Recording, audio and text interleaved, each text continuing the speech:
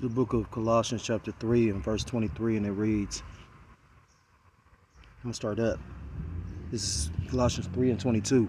Servants, obey in all things your masters according to the flesh, not with eye service as men pleasers, but in singleness of heart, fearing the Most High. Verse 23, and whatsoever ye do, do it heartily as to the Lord, YAHAWAH, BAHASHAM, and not unto men. It's the book of Ecclesiastes chapter 12 and verse 13, and it reads, let us hear the conclusion of the whole matter. Fear the Most High and keep his commandments, for this is the whole duty of man. I'm going to start off by giving all praise, all honor, and all glory to YAHAWAH, BAHASHAM, BAHASHAM. I want to say double honors to my apostles, the elders of the great millstone, who do teach and do rule well. Those are the men that I learned under, and I consider them still my apostles today.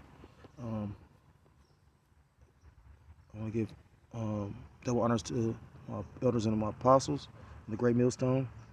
I want to say peace and salutation to the Akim out there doing the work in this labor of love with truth and sincerity. I want to say shalom to the Israelite foreigners scattered abroad in the land of other nations, appearing like the other nations, but subscribing to this truth. To you, I say shalom.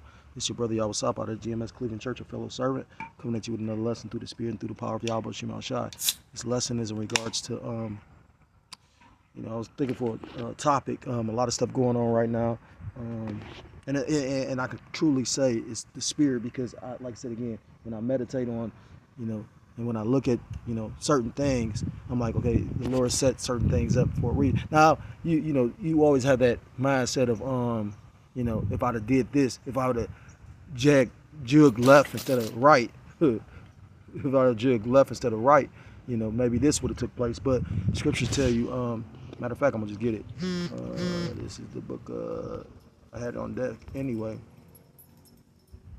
This is the book of Proverbs chapter 21 and verse 1, and it reads, the king's heart is in the hand of the Lord, YAHAWAH, BAHASHAM, as the rivers of the water, he turneth it whithersoever he will. When you go into that word heart, it's really la'ab, meaning your mind, because your heart is just a muscle that pumps blood. Your thoughts come from your mind. And with that being said, there's another one in Proverbs, but make my point. So you may thought, matter of fact, I might get the Proverbs 16.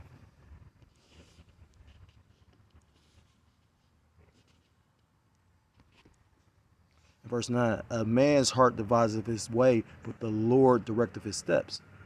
So ultimately, it may be in your heart that you're going to do this and do that, but it's the Lord's plan that's going to prevail, ultimately.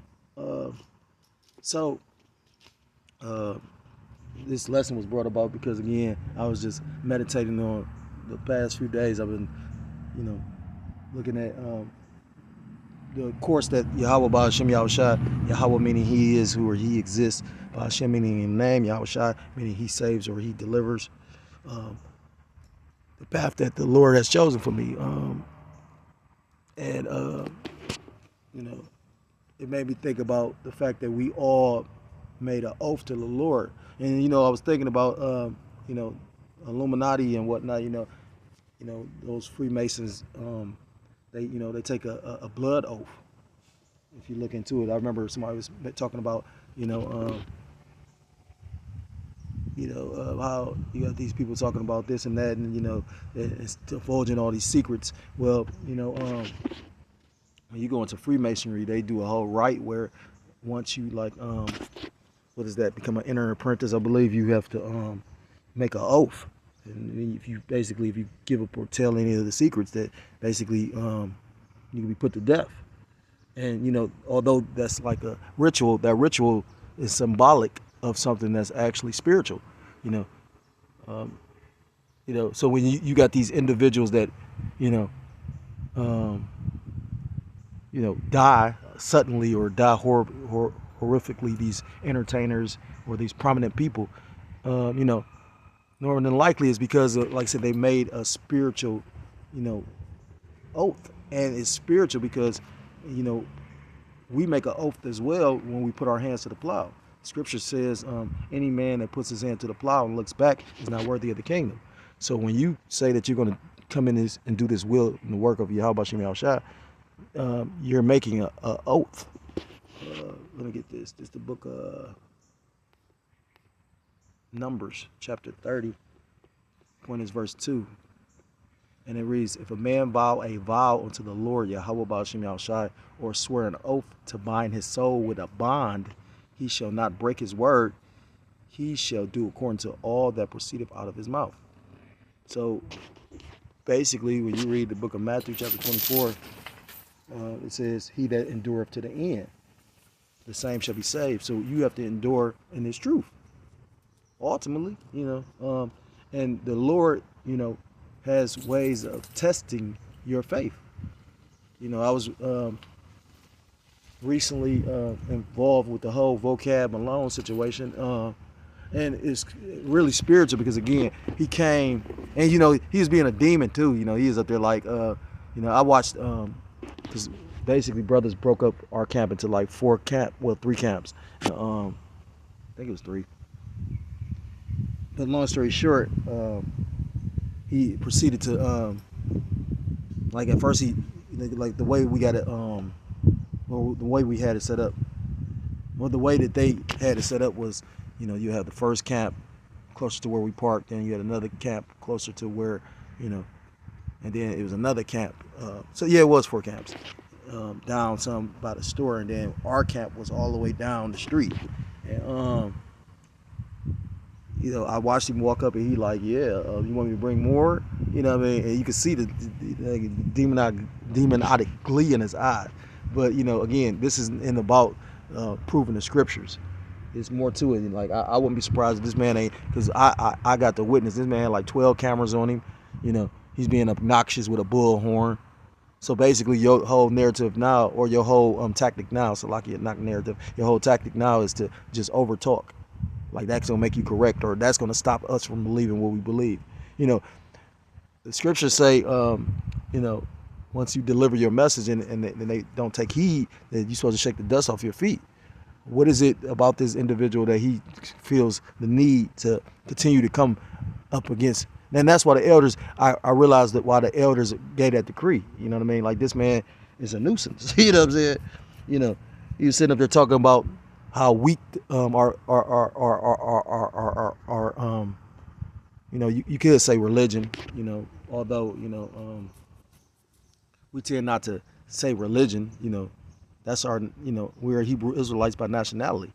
When you go into the scriptures, which is our book, it literally, no one else on the planet depicts these curses besides you so-called blacks, Hispanics, Native Americans, Simple Indians, West Indians, and Haitians, God's chosen people.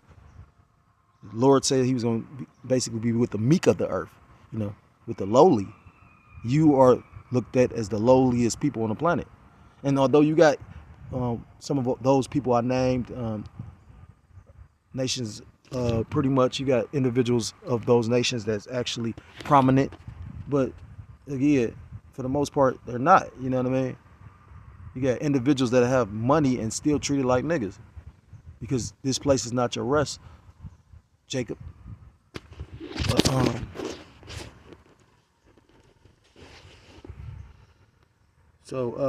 it's lucky for the sidetrack, but pretty much, once you made an oath to come serve the Lord,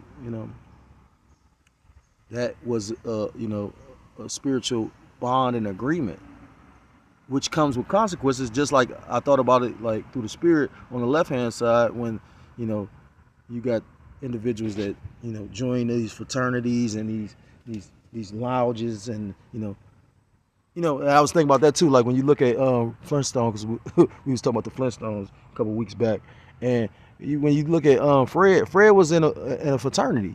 He was a Mason. I mean, and I don't remember the Flintstones like that, but I remember that.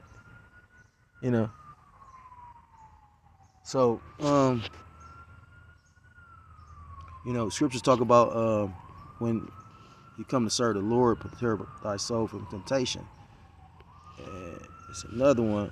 in the book of Ecclesiastes, or Ecclesiasticus, chapter 2, and verse 2, and it reads, "My son, if thou come to serve the Lord, prepare thy soul for temptation," meaning trials and tribulation. "Set thy heart aright and constantly endure, and make not haste in the time of trouble." So it's going to be, trials and different obstacles that you're going to get to go through to prove your belief and faith in YAHAWASHI. And we haven't even went through the biggest ones yet. It's something the elder Amawan Gabaro says. He said, if you're cracking up now, you ain't gonna make it in the day of Jacob's trouble. And he's right about that, though.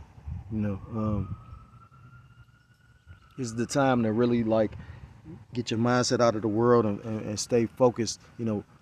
Single-eyed on the Lord. The Lord is really doing the sifting and shaking up of the house of Israel. I've never been in this situation, and I realize how I got here. You know what I mean? I'm like, damn. You know what I mean? But and I would like to say I'm not wrong, but at the end of the day, again, all things are the will of the Lord. Sometimes pride can come before a fall. You know what I mean? Salaki, it says, verse 2, "Set thy heart aright and constantly endure, and make not haste in the time of trouble. Cleave unto him and depart not away, that thou mayest be increased at that last end." So at the hardest times, if you hold on, that's when you might get that download. Suffering builds patience, and the Lord is testing your integrity. He's going to take you through different trials and tribulations. And with that whole situation with vocab, that just showed me how this about to turn up. I remember brothers were sitting up there talking about the Passover. How the Passover is going to be after the Passover, how everything was going to turn up. And for that demon to appear at our but I knew he was going to appear because he was just in Columbus, and I made a statement. I said, "Oh yeah, you're gonna be surprised when he pop up here." And Lord and behold, the following week he popped up. But the crazy part is he engaged every camp, but he didn't engage ours. And through the Spirit, I was like, well, I think he's gonna try to the next time he come try to engage ours. You know what I mean? Because they said this man's such a devil, which shows you his snakery.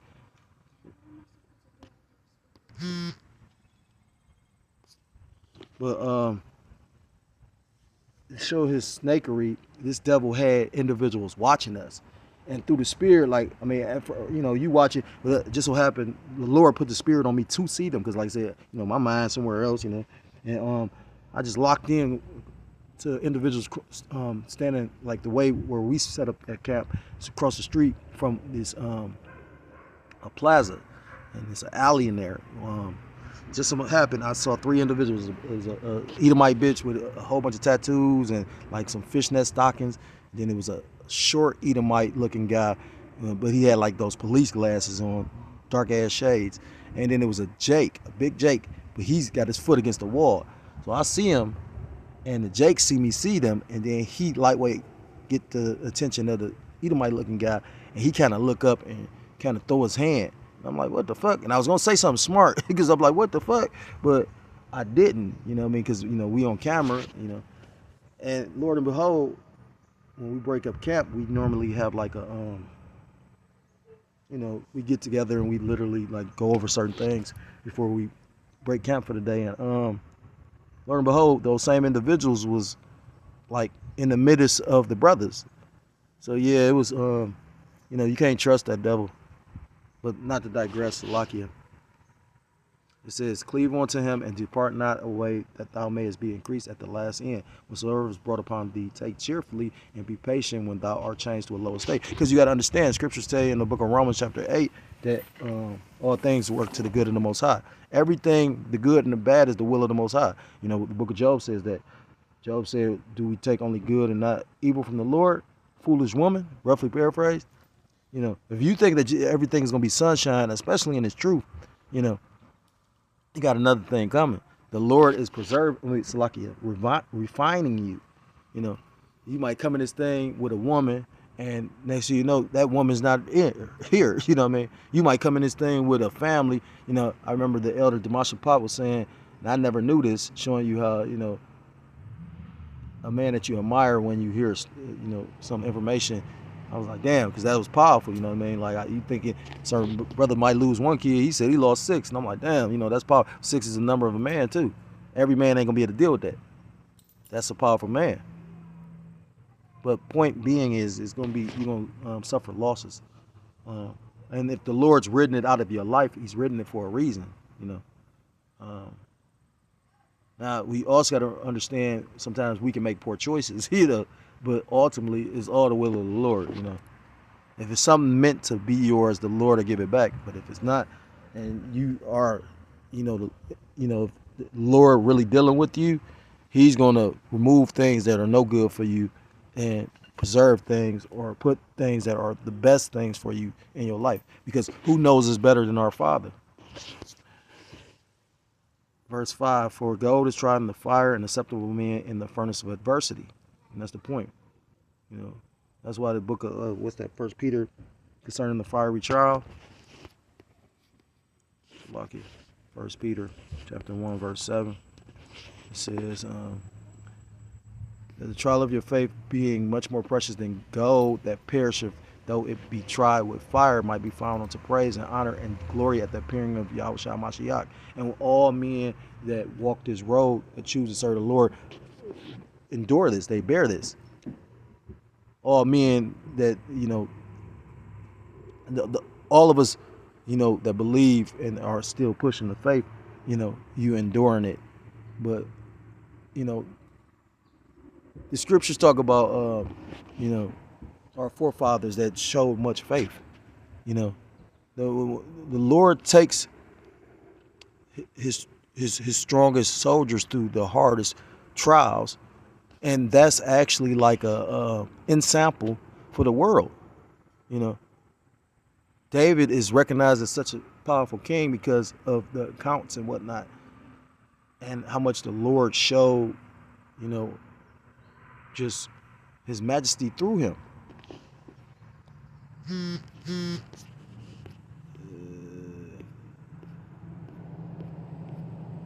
So ultimately, you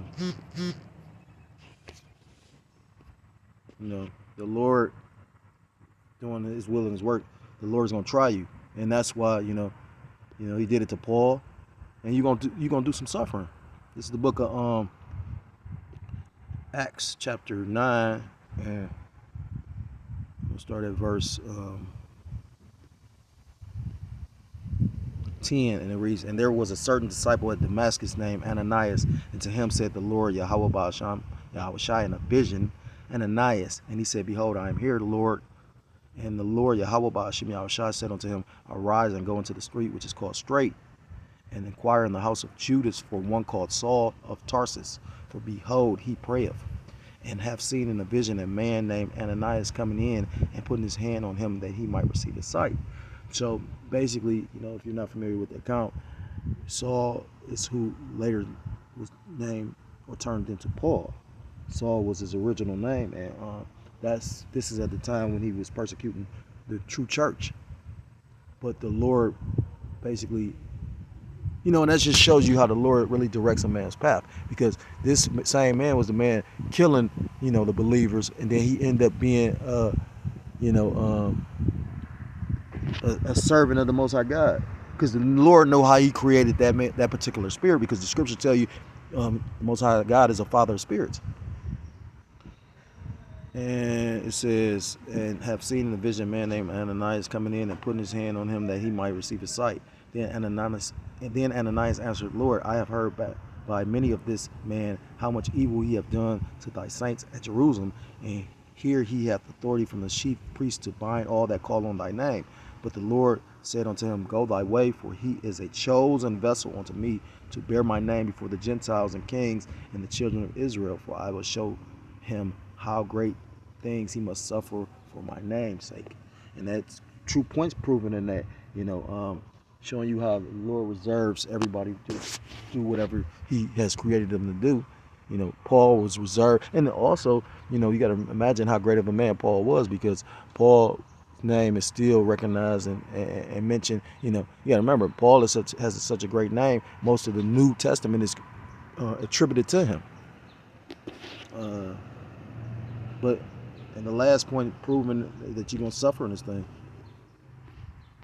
But again, as men, we go through different trials and tribulations, and a champion is an individual or a person that can overcome, whatever obstacle. That's why they call champions, because the one team overcame the other. But what did I start the scripture with? As a man, you especially an Israelite man. Ecclesiastes chapter 12, it says the whole duty of an Israelite man is to serve the Most High and keep His commandments. Well, Salakia, fear the Most High and keep His commandments, because you'll basically forgo breaking the commandments if you fear Him. I always think of that movie, A Bronx Tale, and I always was mistaken. I always thought that it was what's his name? Robert De Niro that actually wrote the story, but it was the other guy that played the mob boss, the one that can't even think of the young dude name. It's on the tip of my tongue too, but Robert De Niro played the father of him, and then I can't think of this guy's name, but he played like the mentor, like he ran that block, he ran that area. And him and the father used to always get into it over his son, But he had a crazy name. It started with a C. But he asked him a question. He said, "Would you rather be feared or loved?" And he said, "I'd rather be feared, because fear lasts longer than love." And when the Lord makes His presence known again in the world, these people will fear. The book of Job, chapter 38, and verse 3. Gird up now thy loins like a man, for I will demand of thee, and answer thou me. The Lord is going to demand, scriptures talk about a man being more precious than gold, in the days ahead, And what man is that? A servant or a man of YAHAWAH, BAHASHAM, YAHAWASHI. So, I think I'm going to end the lesson with that, because, like I said, you're going to have to be a particular man to be, shelter from what's about to come, And we all going to have to gird up thy loins. All those that call themselves men in this truth. So with that, I want to give all praise, all honor, and all glory to call YAHAWAH, BAHASHAM, YAHAWASHI, BAHASHAM. I say double honors to my apostles, which are still my apostles, the elders of the great millstone, teaching to rule well. I want to say peace and salutations to the Akim, that's the four corners of the earth, pushing this truth with faith and with sincerity, as well as risking their lives and the freedom to do so now more so than ever. I want to say shalom to the Akim and the Akwath out there listening and learning. Lord willingly, this is edifying. Shalom to the Israelite foreigners scattered abroad in the land of other nations, appearing like the other nations. Subscribe to the truth. To you, I say shalom. Till next time I'm able to come with another lesson. Shalom, shalom. Kwam Yasharallah. Shalom.